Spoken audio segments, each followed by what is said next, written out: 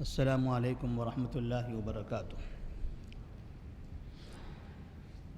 الحمد للہ رب العالمین والصلاة والسلام علی رسولہ الامین وعلی آلہ وصحبہ اجمعین ومن تبعہم بإحسان الی یوم الدین، اما بعد۔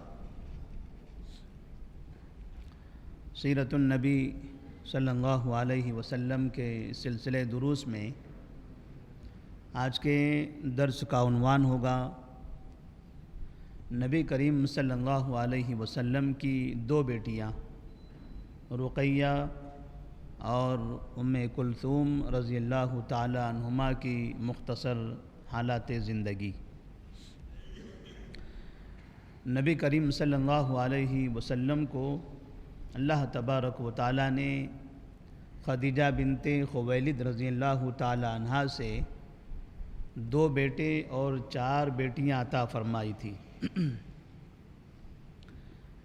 2 بیٹوں میں ایک بیٹے قاسم سب سے بڑے تھے تمام بہن اور بھائیوں کے مقابلے میں، اور دوسرے بیٹے عبداللہ یہ سب سے چھوٹے تھے تمام بھائی اور بہنوں میں۔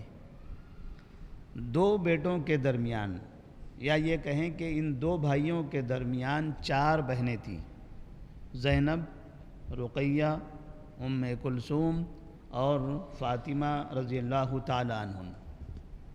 کل کے درس میں ہم نے زینب رضی اللہ تعالی عنہا کے بارے میں مختصر کچھ باتیں یہاں پر پیش کی تھی۔ آج نبی کریم صلی اللہ علیہ وسلم کی دوسری اور تیسری بیٹی رقیہ اور ام کلثوم رضی اللہ تعالی عنہما کے بارے میں ہم کچھ جانیں گے۔ نبی کریم صلی اللہ علیہ وسلم کو اللہ تبارک و تعالی نے رقیہ رضی اللہ تعالی عنہا کی شکل میں یہ بیٹی اس وقت عطا فرمائی جب آپ کی عمر تقریباً 33 سال تھی۔ 30 سال کی عمر تھی اس وقت زینب رضی اللہ تعالی عنہ پیدا ہوئی، اور 33 سال کی عمر میں ان کے 3 سال کے بعد رقیہ رضی اللہ تعالی عنہ کی پیدائش ہوتی ہے۔ ام کلثوم رضی اللہ تعالی عنہ رقیہ رضی اللہ تعالی عنہ کے بعد، اور فاطمہ رضی اللہ تعالی عنہ ان کے بعد۔ تو 4 بیٹیوں کی جو ترتیب ہے، زینب، رقیہ، ام کلثوم اور فاطمہ، اسی ترتیب سے یہ بیٹیاں پیدا ہوتی ہیں۔ اور انتقال میں، پیدائش میں تو یہ ترتیب ہے، لیکن انتقال میں رقیہ رضی اللہ تعالی عنہ جو دوسرے نمبر کی بیٹی تھی وہ پہلے وفات پاتی ہیں۔ تو نبی کریم صلی اللہ علیہ وسلم نے اپنی 2 بیٹیاں رقیہ اور ام کلثوم رضی اللہ تعالی عنہما کا نکاح نبوت سے پہلے ابو لہب کے 2 بیٹے عتبہ اور عتیبہ سے کر دیا تھا۔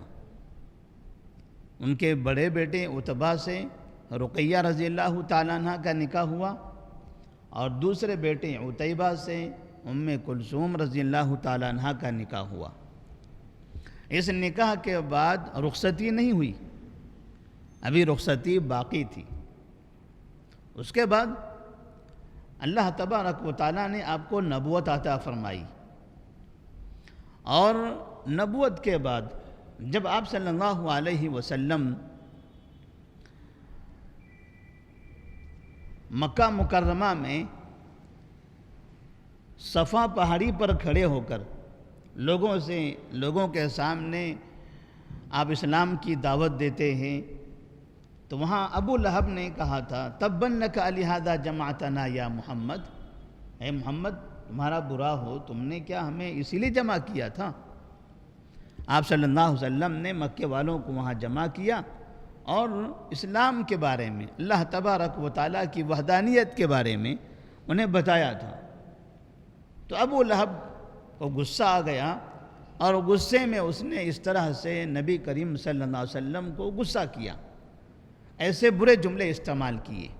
تو اللہ تبارک و تعالیٰ نے مکمل ایک سورہ نازل فرمائی ابو لہب کی مذمت میں، تبت یدا ابی لہب وتب ما اغنى عنہ مالہ وما کسب سیصلی نارا ذات لہب وامرأته حمالة الحطب فی جیدها حبل من مسد۔ اس سورہ کے نازل ہونے کے بعد ابو لہب اور اس کی بیوی ام جمیل ان دونوں کو غصہ آیا۔ یہ پہلے سے بھی اسلام سے نفرت کر رہی تھی، سورہ کے نزول کے بعد یہ ان کی نفرت میں اضافہ ہوا، اور یہ چاہتے تھے کہ نبی کریم صلی اللہ علیہ وسلم کو تکلیف پہنچائے۔ تو تکلیف پہنچانے کا ایک طریقہ انہوں نے سوچا، وہ طریقہ یہ تھا کہ ابو لہب نے اور اس کی بیوی ام جمیل نے اپنے بیٹے عتبہ اور عتیبہ سے کہا کہ تم دونوں محمد کی بیٹیوں کو طلاق دے دو، تم دونوں محمد کی بیٹی رقیہ اور ام کلثوم کو طلاق دے دو۔ لہذا ان کے دونوں بیٹے عتبہ اور عتیبہ نے رقیہ رضی اللہ تعالیٰ عنہ اور ام کلثوم رضی اللہ تعالیٰ عنہ کو طلاق دے دی۔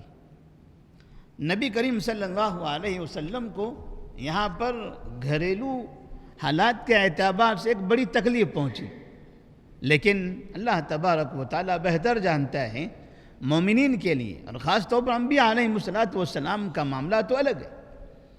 عام مومنین کے لیے بھی بعض مرتبہ بعض تکلیفیں بھی ان کے لیے رحمت ہوتی ہیں، بعض تکلیف اور مصیبت بھی رحمت ہوتی ہے، اور نبی کریم صلی اللہ علیہ وسلم نے تو باقاعدہ مومنین کے لیے بشارت دی ہے، عجبا لامر المؤمن ان امرہ کلہ خیر ان اصابتہ سراء شکر فکان خیر اللہ وان اصابتہ ضراء صبر فکان خیر اللہ۔ یہ مومن کے لیے ہر حالت میں اچھا ہی اچھا ہے کہ اگر خوشحالی آئے تو وہ اللہ کا شکر ادا کرتا ہے، تو یہ اس کے لیے بہتر ہے۔ اگر بدحالی ہو، کوئی تکلیف اور مصیبت آئے تو وہ صبر کرتا ہے، یہ بھی اس کے لیے بہتر ہے۔ خوشحالی میں خوشی کا موقع مل جائے تو اس میں اللہ کا شکر ادا کرنا، یہ مومن کے لیے بہتر، اور مصیبت میں وہ صبر کرتا ہے، یہ بھی اس کے لیے بہتر۔ تو نبی کریم صلی اللہ علیہ وسلم کو تکلیف ضرور ہوئی، بیٹیوں کا طلاق ہو جانا باپ کے لیے کیسی مصیبت بنتا ہے، یہ تو بعض مرتبہ بہت سے لوگوں کو اس کا علم ہوتا ہے۔ نبی کریم صلی اللہ علیہ وسلم بھی ایک باپ تھے، ان کی بیٹیوں کو طلاق دی گئی، آپ صلی اللہ علیہ وسلم نے صبر کیا۔ رقیہ رضی اللہ تعالیٰ عنہ، ام کلثوم رضی اللہ تعالیٰ عنہ، یہ دونوں پہلے سے بھی اپنے والدین کے گھر میں تھی اور ابھی بھی وہیں رہنے لگی، ان کی رخصتی نہیں ہوئی تھی، نکاح کے بعد بھی یہ اپنے شوہروں کے پاس نہیں گئے تھے۔ اس کے بعد نبی کریم صلی اللہ علیہ وسلم نے رقیہ رضی اللہ تعالیٰ عنہ، جو ان دو بیٹیوں میں سے بڑی بیٹی تھی رقیہ رضی اللہ تعالیٰ عنہ، ان کا نکاح عثمان بن عفان رضی اللہ تعالیٰ عنہ سے کر دیا، اور یہ نکاح کافی بہترین نکاح ہوا۔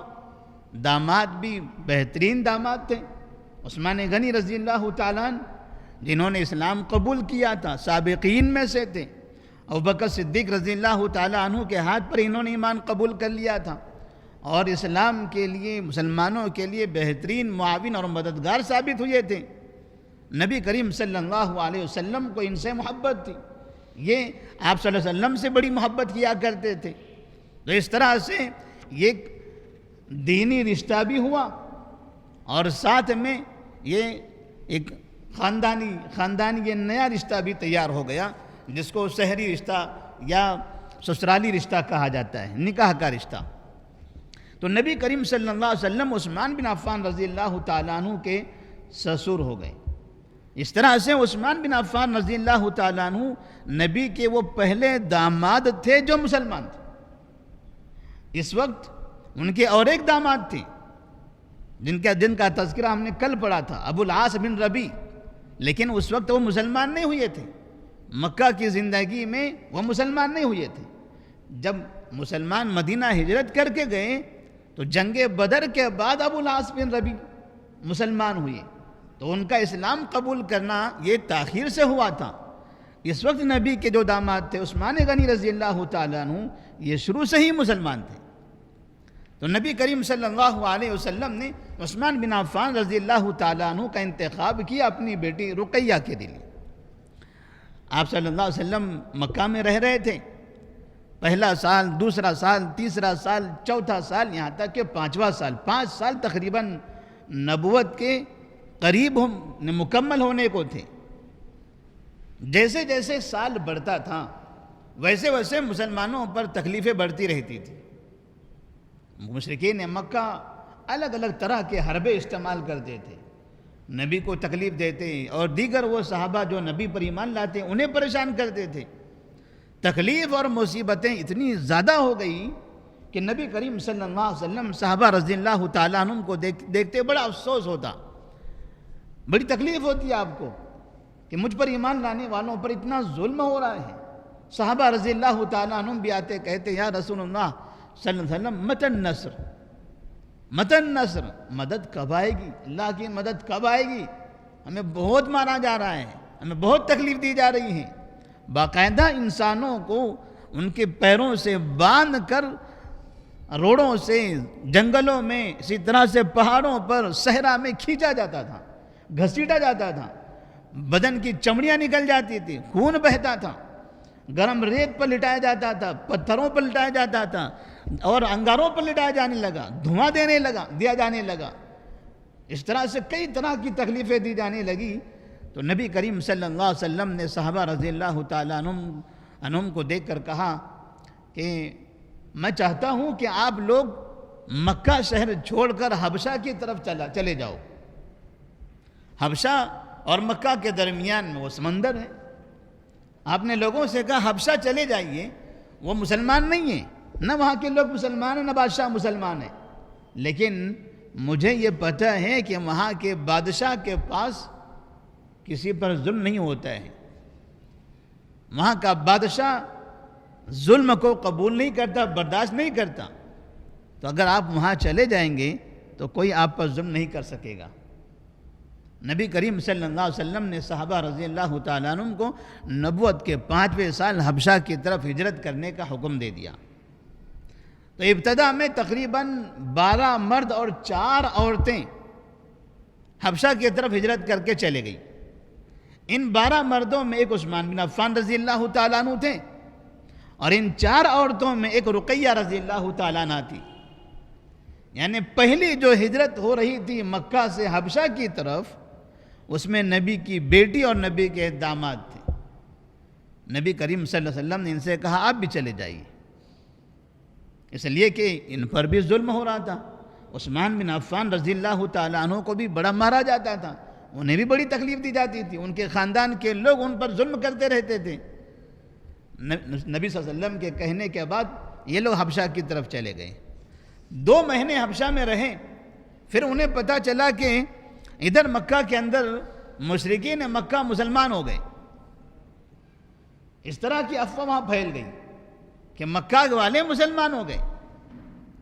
تو اب حبشہ میں رہنے والے مسلمانوں نے سوچا کہ ظلم کرنے والے لوگ مشرکین یہی مسلمان ہو چکے ہیں تو ہم حبشہ میں کیوں رہیں، چلیں اپنے شہر، اب وہاں ظلم نہیں ہوگا۔ تو وہ لوگ حبشہ سے نکل کر پھر مکہ کی طرف آئے۔ مکہ سے قریب آنے کے بعد انہیں حقیقت پتہ چلی ایسا کچھ نہیں ہے، جو آپ نے سنی ہے وہ سب افواہیں ہیں، مکہ میں کوئی مسلمان نہیں ہوا ہے، مشرکین کا جو ظلم ہے، جو بربریت ہے وہ اور بڑھ گئی ہے، ظلم اور ظلم میں اضافہ ہو چکا ہے۔ لہذا پھر یہاں سے وہ مسلمان واپس حبشہ کی طرف گئے، اور اس وقت جب دوسری مرتبہ مسلمان حبشہ کی طرف جا رہے تھے تو اس وقت تقریباً 83 مرد اور 19 عورتیں تھیں۔ 83 یعنی 83 مرد اور 19 عورتیں تھیں، اور اس میں عثمان بن عفان رضی اللہ تعالیٰ عنہ اور ان کی بیوی رقیہ رضی اللہ تعالیٰ عنہ بھی تھی، یہ واپس حبشہ کی طرف چلے گئے۔ اس طرح سے نبی کریم صلی اللہ علیہ وسلم کی بیٹی کو، آپ کے اپنی بیٹی کو ظلم کی وجہ سے، تکلیف اور پریشانی کی وجہ سے اپنے شوہر کے ساتھ حبشہ کی طرف جا کے ہجرت کر کے وہاں رہنا پڑا۔ بعد میں جب مسلمان یہاں پر آئے اور پھر تقریباً مکہ کے اندر 13 سال کا عرصہ گزرنے لگا، اللہ تبارک و تعالیٰ نے نبی کریم صلی اللہ علیہ وسلم کو اس بات کی اجازت دے دی کہ اب وہ مکہ چھوڑ کر مدینہ کی طرف ہمیشہ کے لیے چلے جائیں، مستقل طور پر مکہ چھوڑ کر مدینہ کی طرف چلے جائیں۔ تب ایسی صورت میں تمام مسلمان یہاں سے نکل پڑے۔ زینب رضی اللہ تعالیٰ عنہ نبی کی ایک بیٹی، وہ مکہ ہی میں تھی، اس لیے کہ ان کے شوہر ابو العاص بن ربیع انہوں نے ان کو جانے نہیں دیا۔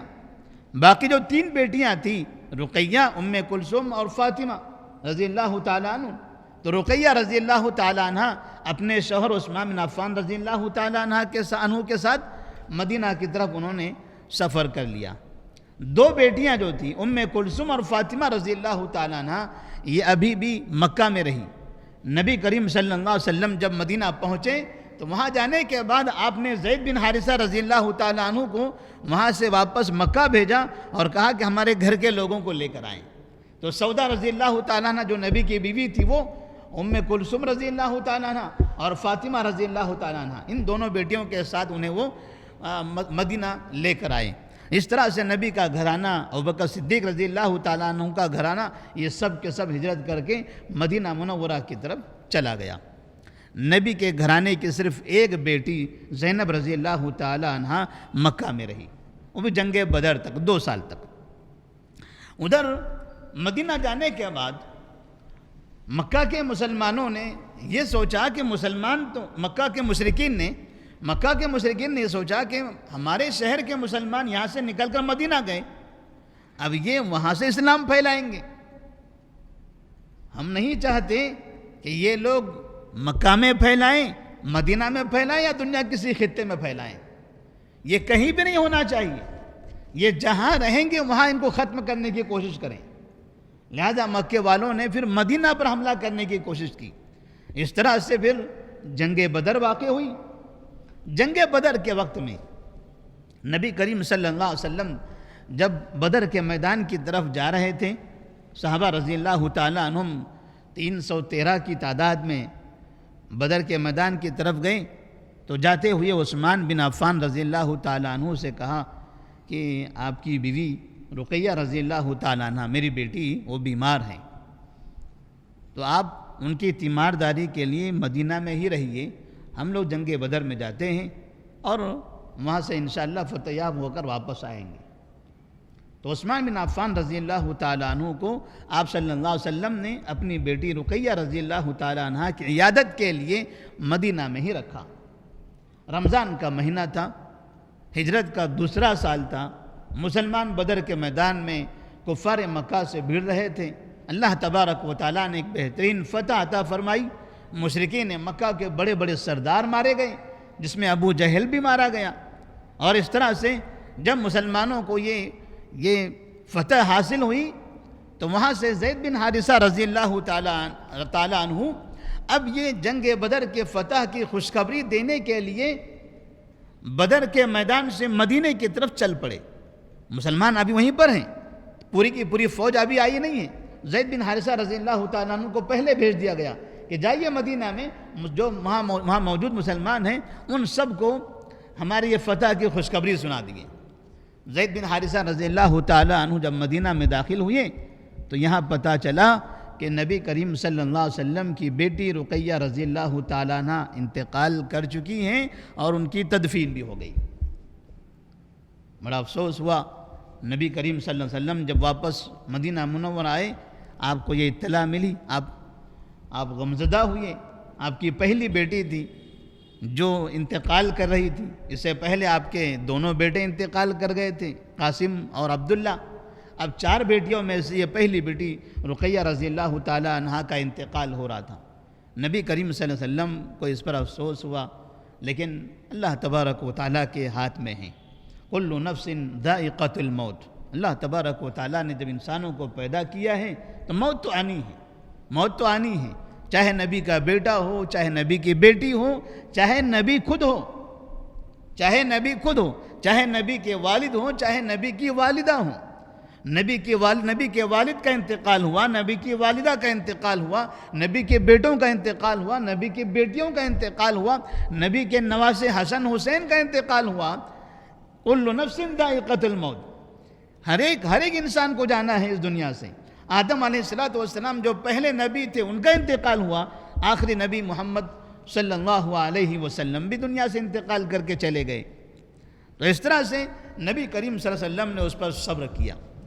رقیہ رضی اللہ تعالی عنہا کا انتقال ہو جانے کے بعد رمضان کا مہینہ تھا، ہجرت کا دوسرا سال، اور پھر تقریباً یہ ہجرت کا دوسرا سال یہ ختم ہو رہا تھا جب تیسرا سال شروع ہوا، محرم، صفر اور ربیع الاول۔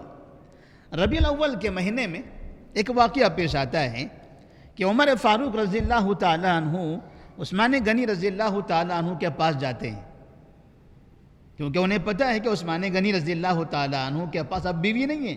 ایک بیوی تھی رقیہ رضی اللہ تعالیٰ عنہ، ان کا انتقال ہو گیا۔ وہ ان کے پاس جاتے ہیں اور ان سے کہتے ہیں کہ میری بیٹی حفصہ رضی اللہ تعالیٰ عنہ، ان کے شوہر کا انتقال ہو گیا ہے، میں چاہتا ہوں کہ اپنی بیٹی حفصہ کا نکاح آپ سے کر دوں۔ عمر فاروق رضی اللہ تعالیٰ عنہ عثمان غنی رضی اللہ تعالیٰ عنہ کے پاس جا کر اپنی بیٹی کے نکاح کا پیغام دیتے ہیں۔ عثمان غنی رضی اللہ تعالیٰ عنہ نے پیغام سنا لیکن خاموش اختیار کر گئے، انہوں نے کوئی جواب نہیں دیا۔ مستدرک حاکم کی روایت ہے کہ پھر عمر فاروق رضی اللہ تعالیٰ عنہ نبی صلی اللہ علیہ وسلم کے پاس جاتے ہیں اور ان سے شکایت کرتے ہیں کہ میں نے عثمان غنی رضی اللہ تعالیٰ عنہ کے پاس اپنی بیٹی کا پیغام بھیجا تھا، انہوں نے کوئی جواب نہیں دیا۔ تو آپ صلی اللہ علیہ وسلم فرماتے ہیں فَخَيْرٌ مِّن ذَلِكَ أَتَزَوَّجُ أَنَا حَفْصَةَ وَأُزَوِّجُ عُثْمَانَ أُمِّ کلثوم۔ انشاءاللہ آپ کے لیے کوئی بہتر راستہ ہوگا، آپ کے لیے اس سے بہتر کوئی راستہ ملے گا۔ ایسا کرتے ہیں کہ میں حفصہ سے نکاح کر لیتا ہوں اور اپنی بیٹی ام کلثوم کا نکاح عثمان غنی سے کر دیتا ہوں۔ عمر فاروق رضی اللہ تعالیٰ عنہ کے لیے اس سے بڑی خوش نصیبی اور کیا ہو سکتی تھی؟ نبی نے فرمایا تھا آپ کے لیے بہتر ہوگا، اس سے بہتر آپ کو اپنا داماد ملے گا۔ آپ عثمان غنی کو داماد بنانا چاہتے ہیں، چلیے ہم ہی داماد بنتے ہیں آپ کے۔ نبی کریم صلی اللہ علیہ وسلم نے حفصہ رضی اللہ تعالی عنہا سے نکاح کیا جو عمر فاروق کی بیٹی تھی۔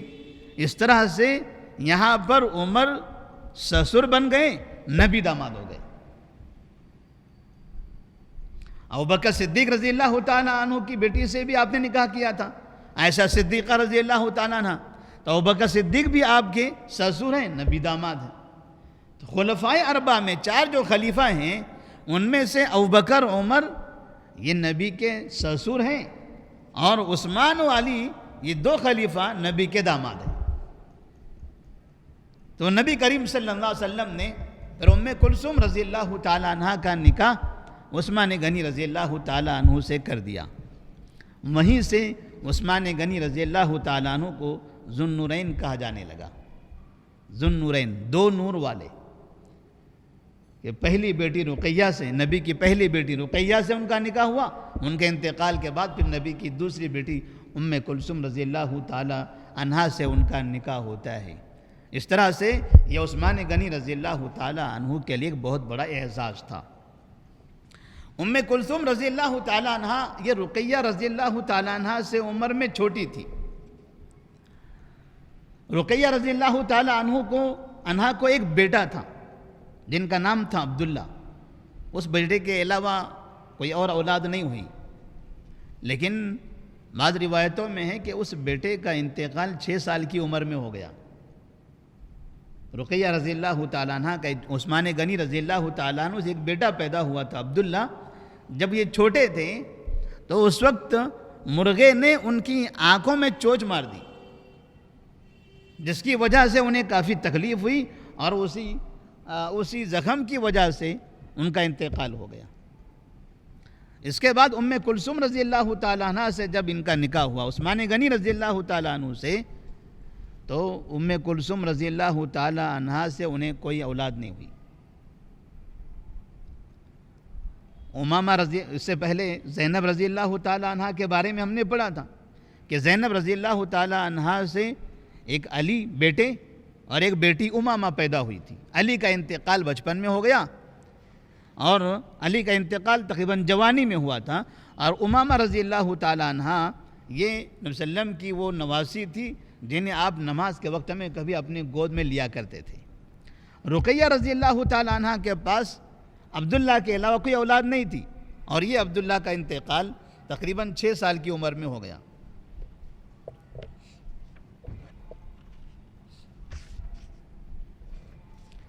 ان کے بعد ام کلثوم رضی اللہ تعالیٰ عنہا سے جب نکاح ہوا عثمان غنی رضی اللہ تعالیٰ عنہ کا، تو اس ام کلثوم رضی اللہ تعالیٰ عنہا سے بھی کوئی اولاد نہیں ہوئی۔ تقریباً ہجرت کے 9ویں سال جب 9 ہجری چل رہا تھا، اس وقت ام کلثوم رضی اللہ تعالیٰ عنہ کا بھی نکاح ہوا، ان کا بھی انتقال ہو گیا۔ تو اس طرح سے زینب، رقیہ اور ام کلثوم، یہ 3 بیٹیاں نبی کریم صلی اللہ علیہ وسلم کی زندگی میں انتقال کر جاتی ہیں۔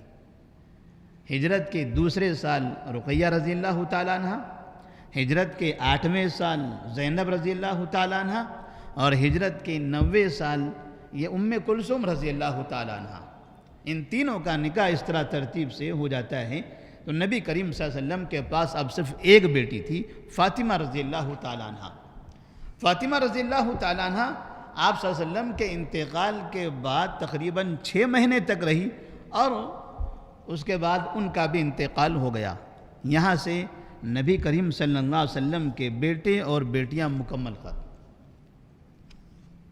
ایک بیٹی نبی کی وفات کے بعد تک رہی، باقی تمام کی تمام اولاد نبی کی زندگی میں ختم ہو گئی۔ اللہ تبارک و تعالیٰ ہی بہتر جانتا ہے کہ نبی کریم صلی اللہ علیہ وسلم کی یہ اولاد کے انتقال، جبکہ رقیہ رضی اللہ تعالیٰ عنہ کا انتقال ہو رہا تھا، 22 سال کی عمر تھی۔ ام کلثوم رضی اللہ تعالیٰ عنہ کا انتقال ہو رہا تھا، 27 سال کی عمر تھی۔ ایسے کم عمری میں بیٹیوں کا انتقال ہو رہا ہے۔ اور فاطمہ رضی اللہ تعالیٰ عنہ کا بھی انتقال، جب نبی کو نبوت دی گئی تب ان کی عمر 5 سال تھی۔ وہ 5 سال، نبوت کے بعد 13 سال، 18 سال، اس کے بعد یہ تقریباً 10 سال، 28 سال، 28 سال 6 مہینے، یعنی سمجھے 28-29 سال کی عمر میں فاطمہ رضی اللہ تعالیٰ عنہ کا بھی انتقال ہو جاتا ہے۔ تو بیٹیوں کی بھی عمریں اللہ تبارک و تعالیٰ نے زیادہ عطا نہیں فرمائی۔ نبی کریم صلی اللہ علیہ وسلم کی اولاد کی یہ مختصر سی زندگی تھی۔ اللہ تبارک و تعالیٰ سے دعا ہے کہ اللہ تبارک و تعالیٰ ہم کو تمام نبی کے جو خاندان کے افراد ہیں، جو بیٹیاں ہیں، آپ کی بیویاں ہیں، آپ کے نواسے ہیں، ان تمام سے محبت کرنے کی توفیق عطا فرمائے، ان کا احترام کرنے کی توفیق عطا فرمائے۔ ان کی شان میں جو گستاخیاں کی جاتی ہیں، ہمیں ایسے لوگوں کا جواب دینے، انہیں سمجھانے کی توفیق عطا فرمائے۔ جو لوگ نبی کے خاندان کے بارے میں، نبی کے صحابہ کے بارے میں، نبی کے ازواج مطہرات کے بارے میں غلط فہمی میں مبتلا ہیں، اللہ تبارک و تعالیٰ ان سب کو ہدایت دے، اور جس طرح سے نبی کے خاندان نے، نبی کی بیٹیوں نے اسلام کے لیے قربانیاں دی ہیں، اللہ تبارک و تعالیٰ آخرت میں انہیں جنت میں اعلیٰ مقام عطا فرمائے۔ والسلام علیکم ورحمۃ اللہ وبرکاتہ۔